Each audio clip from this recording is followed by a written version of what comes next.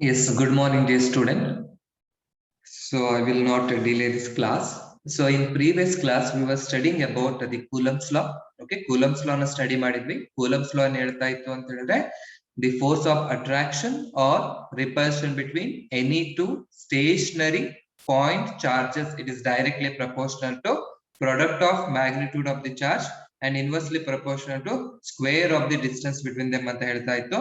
ಅದನ್ನ equation ಅಂತ ನಾನು ಫಾರ್ಮಲಿ ಬರೆದಾಗ I got the equation as F is equal to it is K into Q1 Q2 divided by R square ಅಂತ ಬರುತ್ತೆ.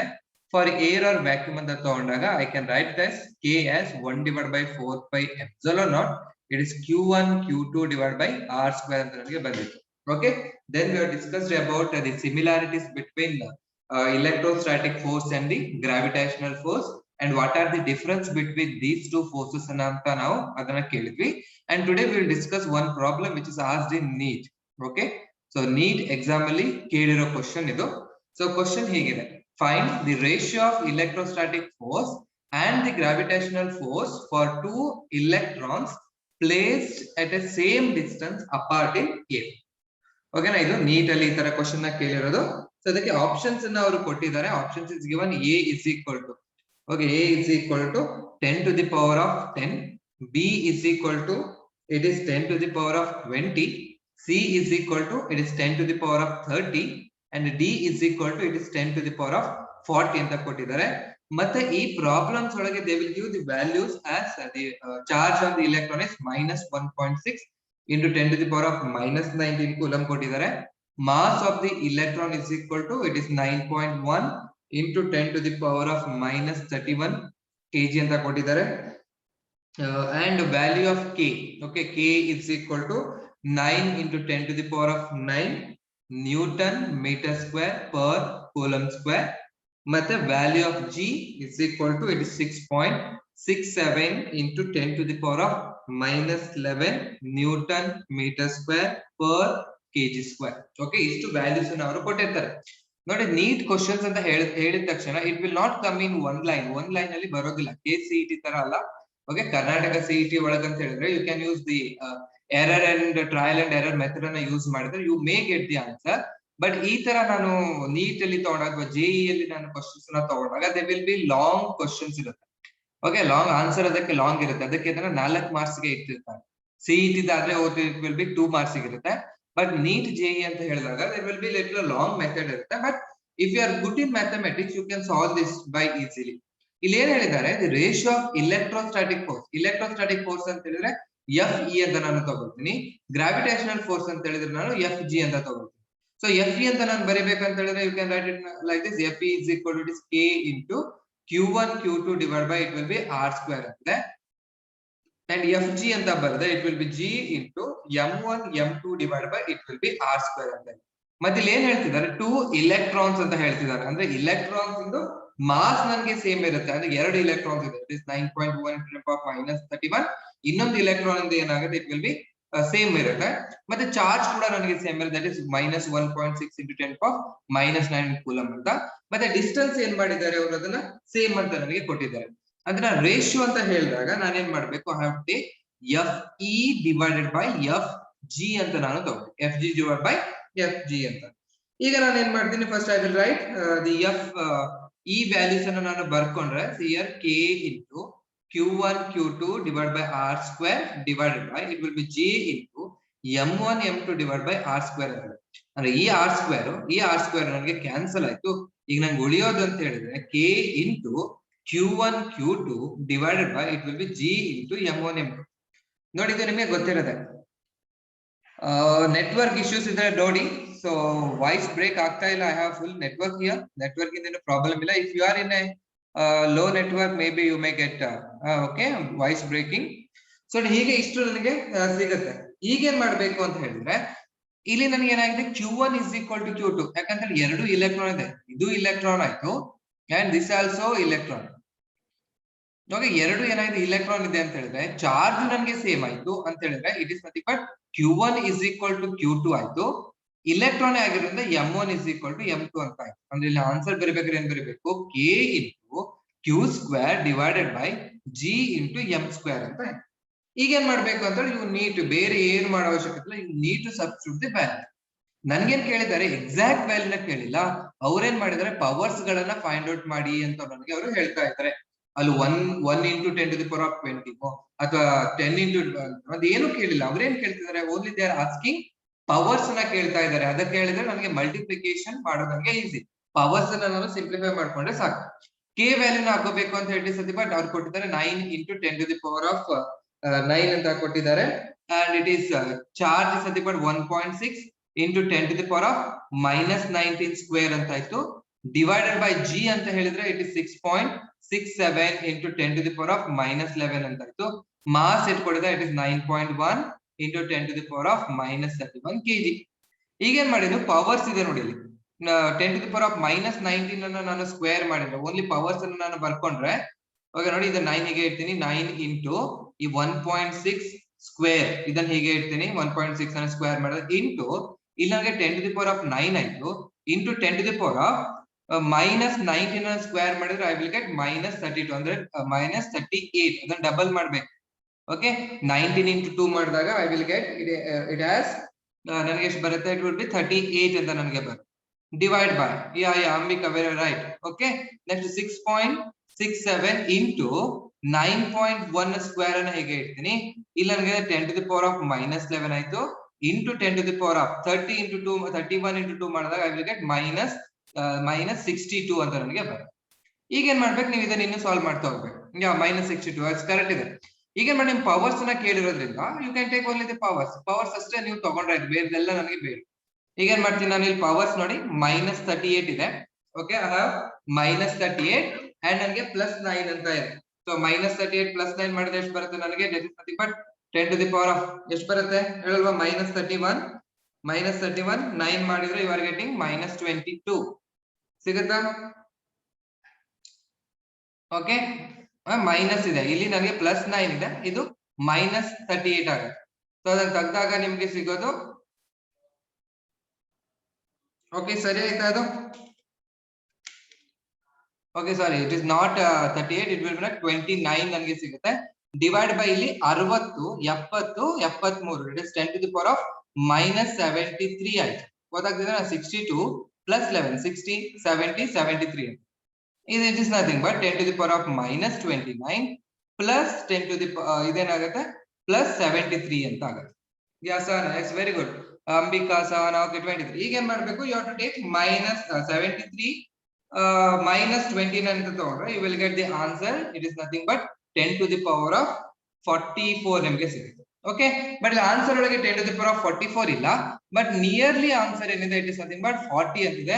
So you can choose the answer as 10 to the power of 40 ಅಂತ ನೀವೇನ್ ಮಾಡ್ಬೋದು, choose ಮಾಡಿ. Very good Poornima, Ambika. Okay so the answer ಏನಾಗ್ಬೇಕು, ಇದಕ್ಕೆ D ಆಗ್ಬೇಕು. ನೋಡಿ ಇದು ನಿಮ್ಗೆ ಇದನ್ನ ಪ್ರಾಬ್ಲಮ್ ನ ಸಾಲ್ವ್ ಮಾಡ್ಬೇಕು, ನಿಮ್ಗೆ ಅನ್ಸುತ್ತೆ ಒಂದು 5 ನಿಮಿಷ ವೇಸ್ಟ್ ಆಗ್ತಿದೆ ಅಂತ. 100% ಆಗುತ್ತೆ. ಯಾಕಂತ ಹೇಳಿದ್ರೆ ನೀವು ಪ್ರಾಬ್ಲಮ್ಸ್ ಅನ್ನ ಯಾವಾಗ ನಿಮ್ಗೆ ಈಸಿ ಆಗುತ್ತೆ ಅಂತ ಹೇಳಿದ್ರೆ ನೀವು ಎಷ್ಟು ಪ್ರಾಬ್ಲಮ್ಸ್ ಅನ್ನ ಸಾಲ್ವ್ ಮಾಡ್ತೀರಾ ಅಂತ ಅಲ್ವಾ. ಈಗ ಫಸ್ಟ್ ಟೈಮ್ ಏನಾದ್ರು ಟೀಮ್ ಮಾಡಕ್ ಕುತ್ಕೊಂಡ್ರಿ ಅಂತ ಹೇಳಿದ್ರೆ ಒಂದ್ ಟೀಮ್ ಮಾಡೋದಕ್ಕೆ ನಿಮ್ಗೆ ಒಂದು 20 ನಿಮಿಷ ಬೇಕಾಗ್ಬೋದು. ಹೇಗಿರೋದು, ನೀರ್ ಎಷ್ಟ್ ಹಾಕ್ಬೇಕು, ಸಕ್ಕರೆ ಎಷ್ಟ್ ಹಾಕ್ಬೇಕು ಅವೆಲ್ಲ ನೋಡ್ಕೊಂಡು ಕರೆಕ್ಟ್ ಆಗಿ ಮಾಡ್ಬೇಕು ಅಂದ್ರೆ ನಿಮ್ಗೆ ಜಾಸ್ತಿ ಟೈಮ್ ಆಗ್ಬೋದು. ಅದೇ ಪದೇ ನೀವೇ ಟೀಮ್ ಮಾಡಿ 5 ನಿಮಿಷದೊಳಗೆ ಟೀಮ್ ಮಾಡ್ಕೊಂಡ್ ಬರ್ತೀರಾ ಅಂತ ಹೇಳಿದ್ರೆ ಏನು, ಪ್ರಾಕ್ಟೀಸ್ ಮೇಕ್ಸ್ ಮ್ಯಾನ್ ಪರ್ಫೆಕ್ಟ್ ಅಂತಾರಲ್ಲ ಆ ತರ. ಪ್ರಾಬ್ಲಮ್ಸ್ ಗಳು ಎಷ್ಟೇ ಇದ್ರು ನೀವು ಎಷ್ಟು ಪ್ರಾಬ್ಲಮ್ಸ್ ಗಳನ್ನ ಸಾಲ್ವ್ ಮಾಡ್ತೀರಾ ಅನ್ನೋದು ಇಂಪಾರ್ಟೆಂಟ್. ಓಕೆ ಓಕೆನಾ, ಅವಾಗ ನಿಮ್ಗೆ ಏನಾಗುತ್ತೆ, ಈ ತರ ಪ್ರಾಬ್ಲಮ್ಸ್ ಗಳು ಲೆಂದಿ ಅಂತ ಅನ್ಸಿದ್ರು ಕರೆಕ್ಟ್ ಬಂತು ಅಂತ ಹೇಳಿದ್ರೆ ಪ್ರಾಬ್ಲಮ್ ನಿಮ್ಗೆ 2 ನಿಮಿಷ ತಗೊಂಡ್ರಿ ಅಂತ ಯು ವಿಲ್ ಗೆಟ್ 4 ಮಾರ್ಕ್ಸ್ 4 ಮಾರ್ಕ್ಸ್ಗೆ ಸಿಗುತ್ತೆ. ನೀಟಲ್ಲಿ ಕೇಳಿರೋ ಕ್ವಶನ್ಸ್ ಇದೆ. ಓಕೆನಾ. Okay I will move to one more question. ನೋಡಿ ಸೇಮ್ ಇದನ್ನ ನೀವು ಟ್ರೈ ಮಾಡಿ. ಸೇಮ್ ಕ್ವಶನ್ ಗೆ you can take the screenshot also. ಇದನ್ನ ಟ್ರೈ ಮಾಡಿ. ಪ್ರೋಟಾನ್ ಗೆ ಟ್ರೈ ಮಾಡಿ. ಓಕೆ ಅಲ್ಲಿ ಇಲೆಕ್ಟ್ರಾನ್ ಇತ್ತಲ್ವಾ, ಪ್ರೋಟಾನ್ ಗೆ ನೀವು ಟ್ರೈ ಮಾಡಿ. ಪ್ರೋಟಾನ್ ಮಾಸ್ ಅನ್ನು ನಾನು ಕೊಡ್ತೀನಿ, mp is equal to 1.675 into 10 to the power of -27 kg. ಓಕೆನಾ, ಇದನ್ನ ಮಾಡ್ಕೊಳ್ಳಿ. ಬಾಕಿ ಇದೆಲ್ಲ ಕಾನ್ಸ್ಟೆಂಟ್ ಗಳು ನಮಗೆ ಸೇಮ್ ಇದೆ. ಓಕೆ ಪ್ರೋಟಾನ್ ನ ತಗೊಂಡು ನೀವು ಏನ್ ಮಾಡ್ಬೇಕು, ಸಾಲ್ವ್ ಮಾಡ್ಕೊಳ್ಳಿ. ಓಕೆ ಇನ್ನೊಂದು ವೆರಿ ಇಂಪಾರ್ಟೆಂಟ್ ಕ್ವಶನ್. ಸೊ ಇದು ಜೆಇ ಅಲ್ಲಿ ಆಸ್ಟ್ ಕೇಳಿರೋ ಕ್ವಶನ್ಸ್. ಸ್ವಲ್ಪ ಜನ ಕಂಪ್ಯೂಟರ್ ಸೈನ್ಸ್ ಅವ್ರು ಇದ್ದೀರಾ, ಜೆಇ ಬರಿಬೇಕಂತಿದ್ದೀರಾ. ನೋಡಿ ಜೆಇ ಅಂತ ಹೇಳಿದ್ರೆ ನೀವು ಆ ತರ ಪ್ರಾಬ್ಲಮ್ಸ್ ಕಂಡ್ರೆ ಅದಕ್ಕಿಂತ ಸ್ವಲ್ಪ ಕಡಿಮೆ ಇರೋದಕ್ಕೆ ನೀವೇನ್ ಮಾಡ್ಬೋದು, ಸಾಲ್ವ್ ಮಾಡೋದು. ನೀಟ್ ಅನ್ನ ಬರಿಬಹುದು, KCET ಪ್ರಾಬ್ಲಮ್ಸ್ ಗಳನ್ನ ಮಾಡ್ಬೋದು. ಸೊ ಅದಕ್ಕೆ ಏನ್ ಮಾಡ್ಬೇಕು, ಯಾವ ತರ ಪ್ರಾಬ್ಲಮ್ಸ್ ಆದ್ರೂ ಎಷ್ಟು ಸಿಗುತ್ತೆ ಅದನ್ನ ನೀವು ಸಾಲ್ವ್ ಮಾಡ್ಕೋಬೇಕು. ನೋಡಿ ಇದು problem number 2. So I will write here. So ಇದನ್ನ ನಾನು ಬರೀತೀನಿ ನೋಡಿ. Second problem, a charge Q, ನೋಡಿ ಕಾನ್ಸೆಪ್ಟ್ ಗೊತ್ತಿರ್ಬೇಕು ಇದಕ್ಕೆ. A charge Q is divided, charge q is divided into two parts such that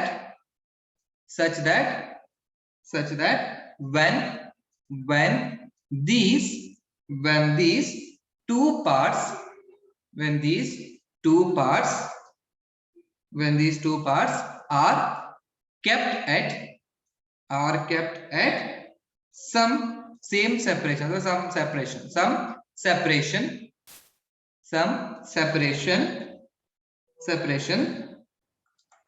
the electrostatic force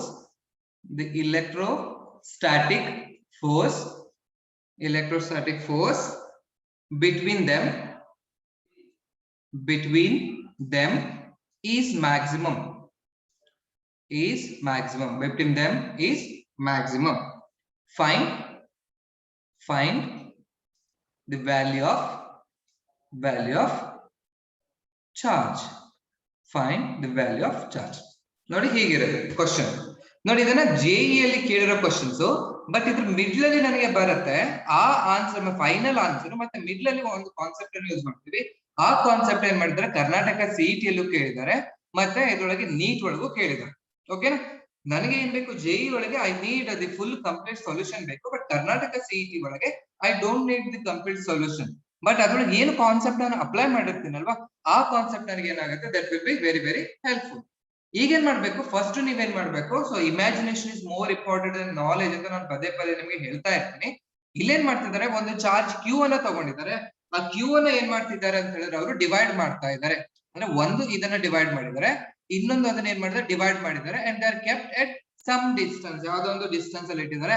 ಆ distance ನ ಏನ್ ಮಾಡ್ತೀನಿ, r ಅಂತ ನಾನು ತಗೊಳ್ತೀನಿ. ನೋಡಿ ಇಲ್ಲಿ, a charge q is divided into two parts such that when these two parts are kept at some separation, the electrostatic force is maximum ಅಂತ ಹೇಳಿದ್ರೆ F is equal to ಏನಾಗಿದೆ, it will be maximum. ಇದು ನನಗೆ important point ಇಲ್ಲಿ ಇರೋದು. ನಾನೇನ್ ಮಾಡ್ತೀನಿ, charge ಅನ್ನ ಫೈಂಡ್ ಔಟ್ ಮಾಡಕ್ ಹೇಳ್ತಿದ್ದಾರಲ್ವಾ, ನಾ ಏನ್ ಮಾಡ್ತೀನಿ, ಇದ್ರಲ್ಲಿರೋ ಚಾರ್ಜ್ ನ I will take this charge on this as x ಅಂತ ನಾನು ತಗೊಳ್ತೀನಿ. ಇದ್ರೊಳಗೆ ನನಗೆ x ಚಾರ್ಜ್ ಉಳಿತು ಅಂತ ಹೇಳಿದ್ರೆ ಇದ್ರೊಳಗೆ ನನಗೆ ಎಷ್ಟು ಉಳಿಬೇಕು, that is q minus x ಉಳಿಬೇಕಾ. ಇಫ್ ದಿ q ಅನ್ನೋದು ಕ್ಯಾಪಿಟಲ್, ಇಲ್ಲಿ ನಾನು ಸ್ಮಾಲ್ q ತಗೊಂಡಿರೋದು, I will write it as q minus x ಅಂತ ಬರ್ತೀನಿ. ಅಂಡರ್ಸ್ಟ್ಯಾಂಡ್ ಆಗ್ತಿದೆನಾ? ನೋಡಿ, ಒಂದು ಹೋಲ್ ಹೇಗಿತ್ತು, ಇದು ನಮ್ಮ ನಥಿಂಗ್ ಬಟ್ ಇದು q ಇತ್ತು. ಇದನ್ನ ಏನ್ ಮಾಡಿದ್ರೆ ಎರಡಾಗಿ ಡಿವೈಡ್ ಮಾಡ್ತಾ ಇದ್ದಾರೆ. Very good Ambika. ಸೊ ಒಂದಕ್ಕೆ ನಾನು ಏನ್ ಮಾಡ್ತೀನಿ, x ಅಂತ ತಗೊಳ್ತೀನಿ ಅಂತ ಹೇಳಿದ್ರೆ x ಇದ್ರೊಳಗೆ q ಒಳಗೆ x ಅನ್ನ ತೆಗೆದ್ರೆ ಇನ್ನೊಂದಕ್ಕೆ ಏನ್ ಬರ್ಬೇಕು, it is nothing but q minus x ಅಂತ ಬರ್ಬೇಕು. ಅಲ್ಲಿ ಏನಾಯ್ತು, ನನಗೆ ಒಂದು ಚಾರ್ಜ್ ನನಗೆ x ಅಂತ ಬಂತು ಅಂತ ಹೇಳಿದ್ರೆ ಇನ್ನೊಂದು ಚಾರ್ಜ್ ಏನಿದೆ ಅಂತ ಹೇಳಿದ್ರೆ it is nothing but q minus x ಅಂತ ನನಗೆ ಸಿಕ್ತು. ಇದಕ್ಕೆ ಏನ್ ಮಾಡ್ಬೇಕು, ಹೌ ಟು ಅಪ್ಲೈ ಕೂಲಂಬ್ಸ್ ಲಾ ನ ಅಪ್ಲೈ ಮಾಡಿ. ಕೂಲಂಬ್ಸ್ ಲಾ, therefore ಕೂಲಂಬ್ಸ್ ಲಾ ಅಪ್ಲೈ ಮಾಡಿದ್ರೆ F is equal to k into q1 q2. ನೋಡಿ, q1 q2 divided by it will be r square ಅಂತಿದೆ. q1 ಅಂದ್ರೆ ಏನಾಗಬೇಕು, but q1 is equal to x ಅಂತ ಇದೆ, it is k into x ಅಂತ ಆಯ್ತು. q2 is equal to ಏನಾಗಬೇಕು, it is nothing but q minus x ಆಗಬೇಕು, divided by it will B r square ಅಂತ.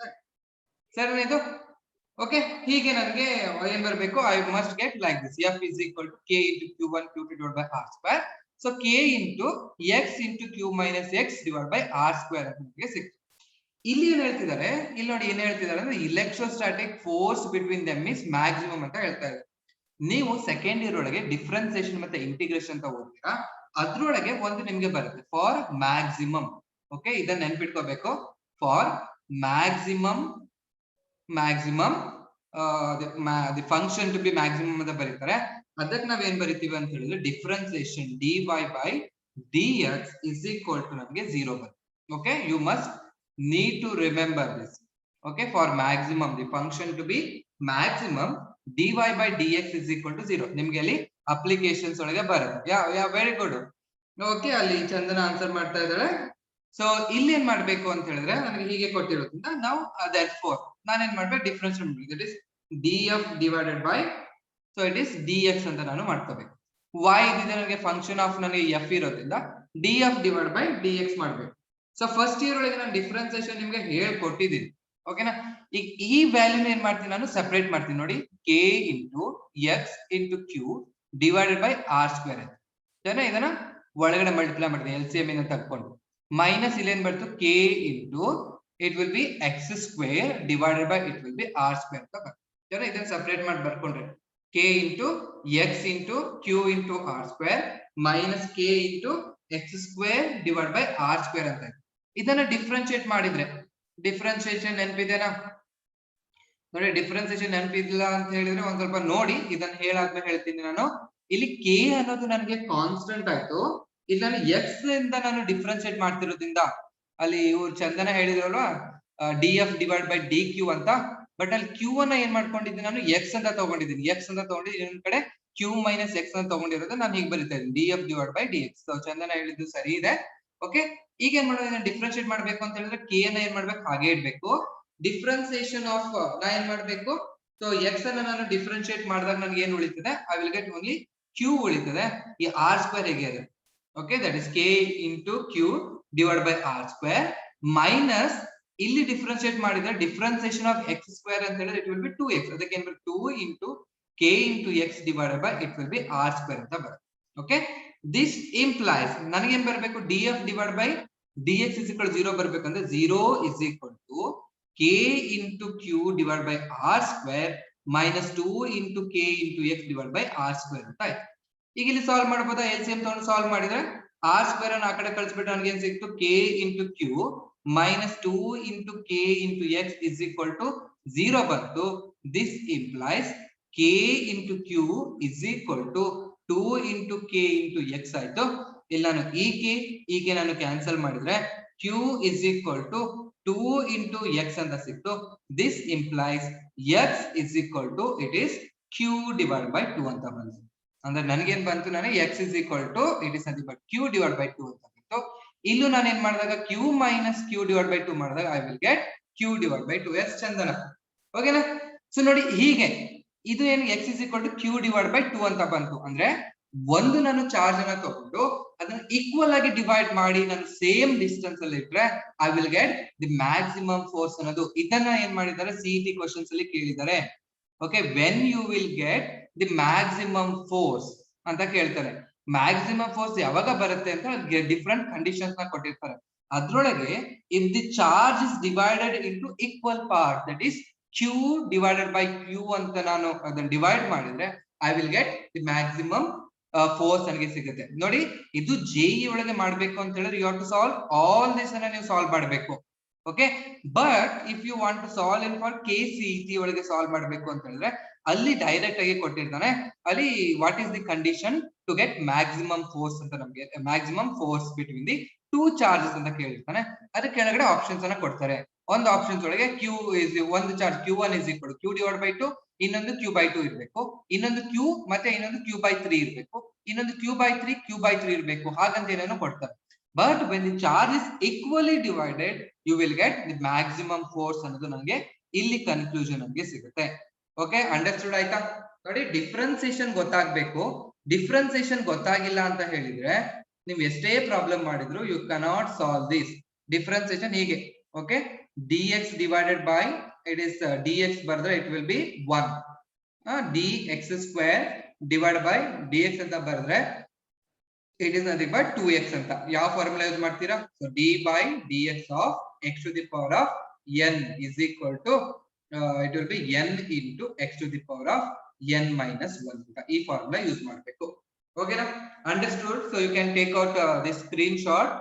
ನೋಡಿ, ಬೇರೆ ಬೇರೆ ತರ ಪ್ರಾಬ್ಲಮ್ಸ್ ಅನ್ನ ಸಾಲ್ವ್ ಮಾಡ್ಕೊಳ್ಳಿ.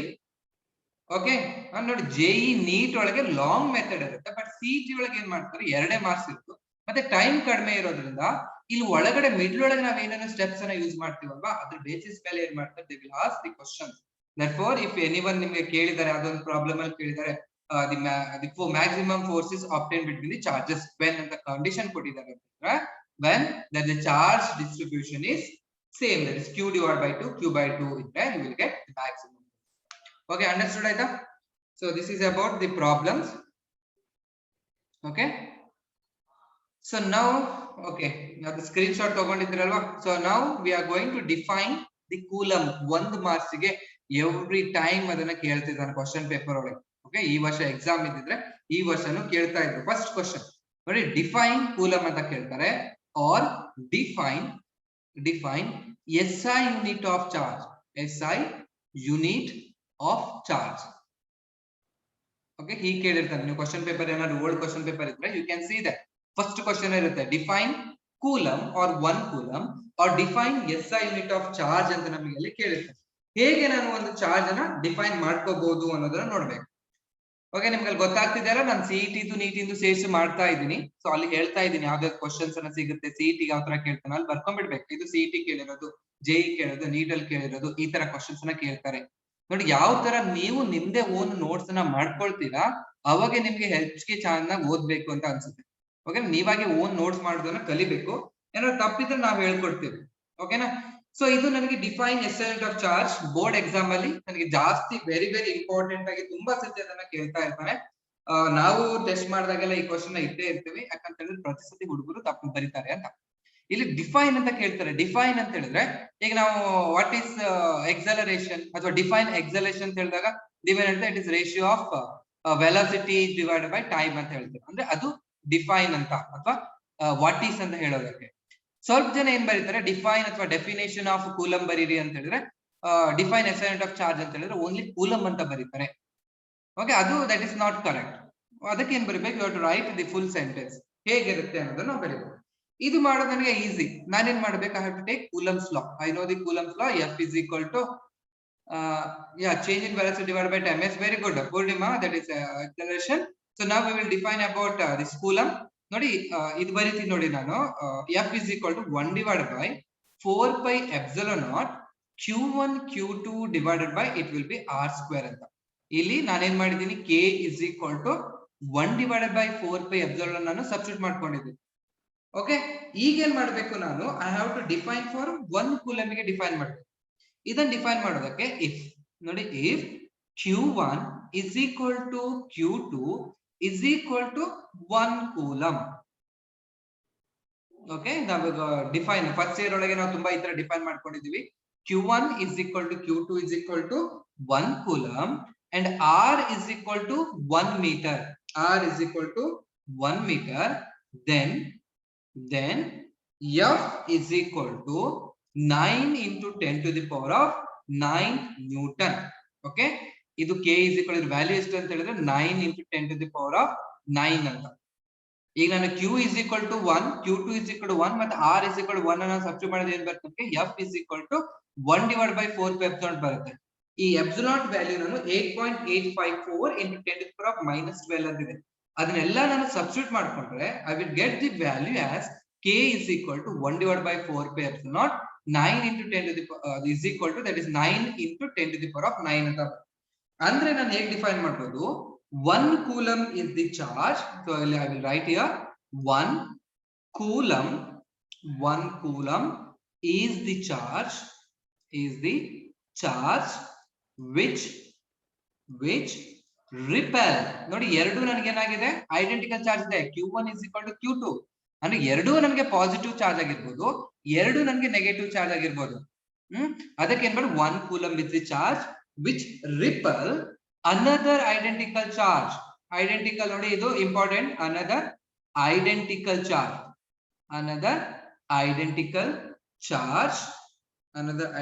charge with a force of 9 into 10 to the power of 9 Newton when placed at a distance of 1 meter in free space. 1 meter in free space. ಇದು ನಮಗೆ definition of 1 coulomb. ನೋಡಿ, ನಾವು ಫಸ್ಟ್ ಇಯರ್ ಒಳಗೆ ನಾವು definition of Newton ಬರ್ದಿದ್ದೀವಿ. Okay, ಅದರ different ಇದನ್ನ ಬರ್ಕೊಂಡಿದ್ದೀವಿ ನಾವು. ಅದ್ರೊಳಗೆ ನಾವು ಹೇಳ್ಬೇಕಾದ್ರೆ we are going to define this. ಈ ತರ ಡೆಫಿನೇಷನ್ಸ್ ನನಗೆ ವೆರಿ ಇಂಪಾರ್ಟೆಂಟ್. ಆಯ್ತಾ, ನಿಮ್ಗೆ ಆನ್ಯುವಲ್ ಎಕ್ಸಾಮ್ ಒಳಗೆ, ಬೋರ್ಡ್ ಎಕ್ಸಾಮ್ ಒಳಗೆ ಇದನ್ನ ಡಿಫೈನ್ ಬರುತ್ತೆ. ಡಿಫೈನ್ ರೆಸಿಸ್ಟೆನ್ಸ್ ಅಥವಾ define 1 ohm, define 1 ampere, define 1 coulomb ಅಂತ ಡಿಫರೆಂಟ್ ಬರುತ್ತೆ. ನನಗೇನ್ ಮೇನ್ ಬೇಕು ಅಂತ ಹೇಳಿ ಈಕ್ವೇಶನ್ ನನಗೆ ಗೊತ್ತಿರಬೇಕು. Q1 Q2 is equal to 1 coulomb ಆಗ್ಬೇಕು, R is equal to 1 metre ಆಗ್ಬೇಕು. ಅವಾಗ ಏನ್ ಬರುತ್ತೆ ನನಗೆ F is equal to 9 into 10 to the power of 9 Newton ಬರುತ್ತೆ. ನೋಡಿ ಇದೇ ನನಗೆ maximum force when the two charges are identical. ಎರಡು ಚಾರ್ಜಸ್ ಗಳು ಐಡೆಂಟಿಕಲ್ ಇದೆ ಅಂತ ಹೇಳಿದ್ರೆ ಮ್ಯಾಕ್ಸಿಮಮ್ ಫೋರ್ಸ್ ನನಗೆ 9 into 10 to the power of 9 Newton ಅಷ್ಟು ಬರ್ತಾ ಇರುತ್ತೆ. ಅದನ್ನ 1 coulomb is a charge which repel another identical charge with a force of 9 into 10 to the power of 9 Newton when placed at a distance of 1 meter in free space ಅಂತ ಕರೀತೇವೆ. ಓಕೆನಾ? ಇಲ್ಲಿ ನನಗೆ 1 coulomb ಅನ್ನೋದು it is a very big unit. Okay, 1 coulomb is, so right here 1 coulomb is big unit. Big unit. So smaller units like okay, smaller units like 1 ನೋಡಿ ಇದು ನನಗೆ ಬೇಕು problems ಒಳಗೆ 1 ಮೈಕ್ರೋ ಕೂಲಂಬ್ ಫಸ್ಟ್ ಇಯರ್ ಒಳಗೆ ನಾವು ಬರ್ಸಿದೀವಿ. ಇದನ್ನ 1 micro ಅಂತ ಕರೀತೀವಿ. 1 ಮೈಕ್ರೋ. Okay, 1 micro coulomb. ಎಷ್ಟು ಮೈಕ್ರೋ ಅಂತ ಹೇಳಿದ್ರೆ 10 to the power of -6 coulomb ಅಂತ. ಓಕೆ, 1 ಮೈಕ್ರೋ ಕೂಲಂಬ್ ಹೀಗೆ. ಆಮೇಲೆ 1 nano coulomb, NC nano car. Okay, 1 nano, NaNO nano ಅಂತ ಹೇಳಿದ್ರೆ 10 to the power of -9 coulomb. Okay, 19 ಅಲ್ಲ, 10 to the power of -9, not 19 Satvik, -9 coulomb. Okay, ಆಮೇಲೆ 1 milli coulomb, that is 10 to the power of -3 coulomb. Yeah Ambika, very good. Poornima, yes Ambika, very good. Okay, ಇವನ್ ನೆನ್ಪಿಟ್ಕೊಂಡಿರ್ಬೇಕಾಯ್ತಾ? ನಿಮ್ಗೆ ಅಲ್ಲಿ ಏನ್ ಮಾಡ್ತಾರೆ ಪ್ರಾಬ್ಲಮ್ಸ್ ಒಳಗೆ ಅವ್ರು ಮಿಲಿ ನ್ಯಾನೋ ಅಂತ ಬರ್ದಿರೋದಿಲ್ಲ. They will use only this type of symbols. Okay, 1 micro coulomb only symbols ಅನ್ನು ಯೂಸ್ ಮಾಡ್ತಾರೆ. ಪ್ರಾಬ್ಲಮ್ಸ್ ಮಾಡಿದಾಗ ನಿಮಗೆ ಗೊತ್ತಾಗುತ್ತೆ. Yeah Satvik, very good. Okay, Poornima, very good. Okay, ಇದನ್ನ ನೀವು ಸ್ಕ್ರೀನ್ ಶಾಟ್ ತಗೊಳ್ಳಿ. This is very important. ಮತ್ತೆ ಪಿಕೋ ಕೂಲಂಬ್ ಅಂತ ಬರುತ್ತೆ. ಇದೊಂದು ಬೇಕಾದ್ರೆ ನೆನ್ಪಿಟ್ಕೊಂಡಿರಿ. Pico, so I will write here, ಇಲ್ಲಿ ಮೇಲ್ ಬರೀತೀನಿ. ಹೇಗಿರುತ್ತೆ? 1 PC, small p capital C. ಇದನ್ನ ಪಿಕೋ ಅಂತ ಕರಿತೀವಿ, ಪಿಕೋ. ಓಕೆ, ಇದನ್ನ 10 to the power of -12. Yes Ambika, very good. So -12 coulomb ಅಂತ. ನೋಡಿ ಇವನ್ನೆಲ್ಲ ನಾವೇನ್ ಮಾಡ್ಬೇಕು, ನೆನ್ಪಿಟ್ಕೊಂಡು. Okay, you can take out the screen shot of this. ಇದ್ರ ಸ್ಕ್ರೀನ್ ಶಾಟ್ ಅನ್ನ ತಗೊಳ್ಳಿ. Okay, next will move to next. ಇಲ್ಲಿ ಬರ್ದಿದ್ದೀನಿ ನಾನು definition. 1 coulomb is charge with repel another identical charge with a force. Okay, next we are going to define about, so this is 2 marks ಗೆ 3 marks ಗೆ ಕೇಳ್ತಾ ಇರ್ತಾನೆ coulomb's law in vector form. Okay, 1 marks 1 marks ಗೆ ಕೇಳಿಲ್ಲ, 2 marks R 3 marks ಗೆ ಅದನ್ನ ಕೇಳ್ತಾನೆ. Okay, it is very important. Coulombs law in vector. ನನಗೆ ಗೊತ್ತಿದೆ force is a vector quantity ಅಂತ. ಹಾಗಾದ್ರೆ ಕೂಲಂಬ್ಸ್ ಲಾನ ನೀವು ಹೇಗೆ ವೆಕ್ಟರ್ ಅಲ್ಲಿ ಬರೀತೀರಾ ಅಂತ ನಮ್ಗೆ ಅವರು ಕೇಳ್ತಾರೆ. ಅದನ್ನ ನಾವೇನ್ ಮಾಡ್ಬೇಕು, ಬರ್ಕೋಬೇಕು. ಅದನ್ನ ಬರ್ಕೊಂಡಾಗ ಇಲ್ಲಿ ನಾನು ಸೈಡ್ ಗೆ ಒಂದು ಫಿಗರ್ ಅನ್ನು ಹಾಕೊಂಡಿದ್ದೀನಿ. This is the y axis. Okay, this one is y axis. So this is x axis. So this is x axis. ಈ ಚಾರ್ಜ್ ಅನ್ನು ನಾನು ಏನ್ ಮಾಡ್ತೀನಿ, I will take this charge as Q1 charge ಅಂತ ತಗೊಳ್ತೀನಿ. I will take this charge as Q2 ಅಂತ ನಾನು ತಗೊಳ್ತೀನಿ. ಇಲ್ಲಿ ಡಿಸ್ಟೆನ್ಸ್ ಅನ್ನು ನಾನು ಏನ್ ಮಾಡ್ತೀನಿ, R21 ಅಂತ ಈ ಡೈರೆಕ್ಷನ್ ಬರೀತೀನಿ. R2 ಇದು ನನಗೆ R1 and R2 are the position vectors. Okay, ಅದನ್ನ ನೆನಪಿಟ್ಕೊಂಡಿರಬೇಕು. R1 and R2 are the position vectors along this direction. Okay, ಈಗ ಏನಾಗ್ತದೆ, Q1 ಏನ್ ಮಾಡ್ತದೆ, it will experience the force or it will give the force on Q2. ಆದ್ಮೇಲೆ ಇಲ್ಲಿ ಬಂದಿರೋ force ಅಲ್ಲಿ ಬರ್ತಿರೋದು ಏನ್ ಮಾಡಿದೆ, it is nothing but F21 ಅಂತ ಬರುತ್ತೆ. Okay, force experienced by charge Q2 with respect to 1 is F21. ಈ ಕಡೆ ಬರೆದ್ರೆ it is nothing but force experienced by charge 1 with respect to 2 is it is nothing but F12 ಅಂತ ನಾವು ಅದನ್ನ ಬರೀತೀವಿ. ಈಗ ಏನ್ ಮಾಡ್ಬೇಕು ಅಂತ ಹೇಳಿದ್ರೆ, my aim is to find out ಏನ್ ಮಾಡ್ಬೇಕು ಅಂತ ಹೇಳಿದ್ರೆ, ನಾನು ವೆಕ್ಟರ್ ಫಾರ್ಮ್ ಅಲ್ಲಿ ಬರೀಬೇಕು. ಈ ವೆಕ್ಟರ್ ಫಾರ್ಮ್ ಬರೆದು it will be like easy method ಒಂದು. ಓಕೆನಾ? ಇದಕ್ಕೆ ಏನ್ ಮಾಡ್ಬೇಕು, ಸೊ ಫಿಗರ್ ಎಕ್ಸ್ಪ್ಲೇಷನ್ ಎಲ್ಲ ನಿಮ್ಗೆ ಸಿಗುತ್ತೆ ಹೇಗೆ ಬರೀಬೇಕು ಅಂತ. Consider 2 charges Q1 and Q2 located at the 2 points in vacuum. If you have legend book it is fine. So ಅದರೊಳಗೆ ನಿಮಗೆ ಸಿಗುತ್ತೆ. ಇಲ್ಲಿ ನಾನು ಏನ್ ಮಾಡ್ತೀನಿ ಅಂತ ಹೇಳಿ, you can see here O ಈ ಕಡೆ ಹೀಗೆ ಒಂದು ನನಗೆ ಟ್ರಯಾಂಗಲ್ ನನಗೆ ಸಿಗ್ತಾ ಇದೆ. ಈ ಟ್ರಯಾಂಗಲ್ ಏನ್ ಮಾಡ್ಬೇಕು, ನಾನು ಫಸ್ಟ್ ಇಯರ್ ಅಲ್ಲಿ ಓದಿದ್ದೀನಲ್ಲ ಯಾವ್ದು, ಟ್ರಯಾಂಗಲ್ ಆಫ್ ವೆಕ್ಟರ್ ಎಡಿಷನ್, ಅದನ್ನ ನಾನು ಯೂಸ್ ಮಾಡ್ಬೇಕು. ಇಲ್ಲಿ ನಾನು ಯೂಸ್ ಮಾಡಿದಾಗ ಇಲ್ಲಿ ನೋಡಿ ಡೈರೆಕ್ಷನ್ ಹೇಗಿದೆ. So it is very important. ನೋಡಿ ಹೀಗಿದೆ, ಹೀಗೆ ಬರಿತಾ ಇದೀನಿ. R21 ಡೈರೆಕ್ಷನ್ ನೋಡಿ, R21 ಡೈರೆಕ್ಷನ್ ಹೀಗಿದೆ, R1 ಹೀಗಿದೆ ಅಂಡ್ R2 ಅನ್ನೋದು ನನಗೆ ಹೀಗಿದೆ. ಇದಕ್ಕೆ ನಾನು ಏನ್ ಹೇಳ್ತೀನಿ, law of triangle of vector addition ನಾನು ಆಡ್ ಮಾಡಿದಾಗ ನೆನ್ಪಿಟ್ಕೊಂಡ್ರೆ ನಾನು ಹೇಳ್ತೀನಿ, ಅಲ್ಲಿ ಏನ್ ಹೇಳ್ತೀವಿ, triangle of vector addition says that when two vectors are taken in the same order ಅಂತ ಹೇಳಿದ್ರೆ ಇಲ್ಲಿಂದ ಸ್ಟಾರ್ಟ್ ಆಗ್ಬೇಕು, ಈ ಕಡೆ ಒಂದು, ಇದು same order, then the third side of the triangle it will give the resultant ಅಂತ ಆಯ್ತು. ಅಂತ ಹೇಳಿದ್ರೆ ಇದನ್ನ ಬರೆದಾಗ ನಾನು R1 plus R21 ಎರಡು vector R1 plus R21 is equal to ಏನಾಗ್ಬೇಕು, ನಮ್ಗೆ R2 ಅಂತ ಆಗ್ಬೇಕು. ಬಟ್ ನನ್ಗೇನ್ ಬೇಕು, R21 ಬೇಕು. This implies R21 is equal to, it is R2 minus R1 ಅಂತ ಆಯ್ತು. Okay, it is nothing but R2 minus R1 ಅಂತ ಆಯ್ತು. Okay, R21 is equal to R2 minus R1 ಅಂತ ಆಯ್ತು. ಇದನ್ನ ನಾನು ನೆನ್ಪಿಟ್ಕೊಂಡಿರ್ಬೇಕು. ಇಲ್ಲಿ ನಾನು ಜಾಸ್ತಿ ಅದನ್ನ ಯೂಸ್ ಮಾಡೋದಿಲ್ಲ, ಜಾಸ್ತಿ ಏನ್ ಮಾಡ್ತೀನಿ ನಾನು ಏನು R is equal R21 ಅಂತಾನೆ ಬರೀತೀನಿ. Therefore from Coulomb's law, force experienced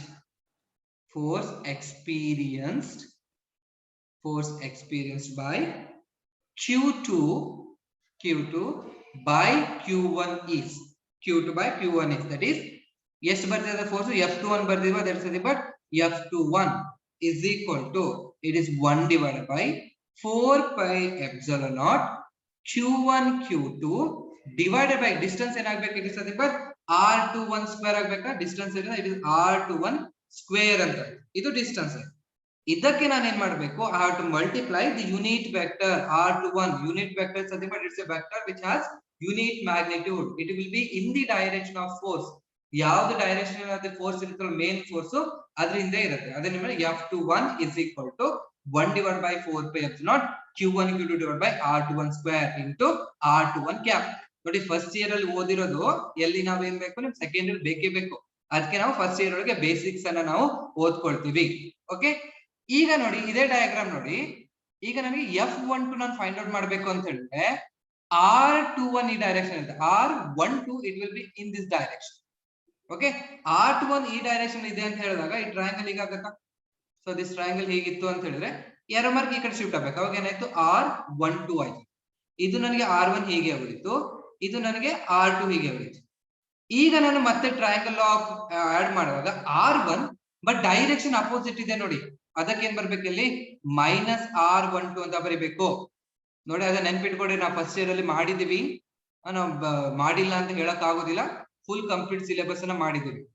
okay, R1 plus R2 ಇಲ್ಲಿ ಏನಾಗಿತ್ತು, ಹೀಗೆ ಇಲ್ಲಿಂದ ಸ್ಟಾರ್ಟ್ ಆಗ್ತಿತ್ತು, R1 ಪ್ಲಸ್ R2 ಆಗ್ತಿತ್ತು, ಸೇಮ್ ಹೋಗ್ತಾ ಇತ್ತು. ಬಟ್ ಇಲ್ಲೇನಾಗ್ತಿದೆ, ಹೀಗೆ ಹೋಗ್ತಾ ಇದೆ, ಇದು ಇದಕ್ಕೆ ಅಪೋಸಿಟ್ ಬಂದ ತಕ್ಷಣ ಏನಾಯ್ತು, ವೆಕ್ಟರ್ ಆಗಿರೋದ್ರಿಂದ you have to take negative value ತಗೋಬೇಕು, minus R12.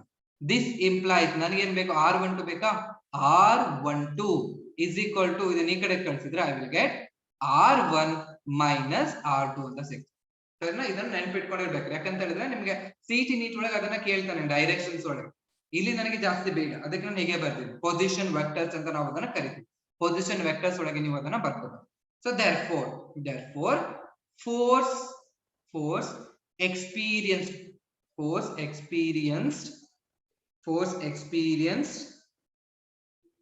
by Q1 is ಇಲ್ಲೇನ್ ಬರೀಬೇಕು ನಾನು, F21 ಇರೋದು F12, 1 ಇರೋದನ್ನ 2 ಮಾಡ್ಬೇಕು, 2 ಇರೋದನ್ನ 1 ಮಾಡ್ಬಿಟ್ರೆ ಆಯ್ತು. That is 1 divided by 4 pi epsilon naught Q1 Q2 divided by, it will be R12 square, that into, so on the into ಹೀಗೆ ಬರ್ದು R12 ಕ್ಯಾಪ್ ಅಂತ ನಾನು ಹೀಗೆ ಬರ್ಬೋದು.